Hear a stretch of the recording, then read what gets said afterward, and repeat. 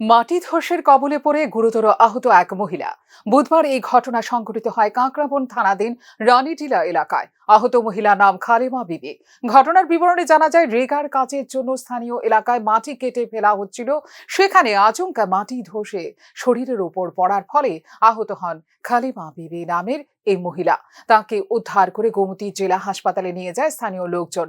আহত মহিলা খালেমা বিবিকে দেখতে আসেন কাঁকড়াবন ব্লকের ভিডিও অনিন্দ দত্ত মজুমদার। বর্তমানে হাসপাতালে চিকিৎসাধীন আহত মহিলা খালেমা বিবি। ঘটনাটা হয়েছে কি, ওই রেখার কাজ করতে যায়, তো হঠাৎ করে তোমার মাড়ি আলাদা মাড়ি বসে মানে গায়ের পায়ের মধ্যে বাইরে। আচ্ছা, কোন জায়গায় ঘটনাটা হয়েছে? তারপর আনি আচ্ছা, রেখার কাজ করতে গিয়েছিল। আচ্ছা, তো এখন কোন জায়গায় নিয়ে আসো? টেপানি হসপিটাল নিয়ে এসেছি, ডিস্ট্রিক্ট টেপানি হসপিটাল। নাম কি ওনার? হ্যাঁ, খালেমা বিবি।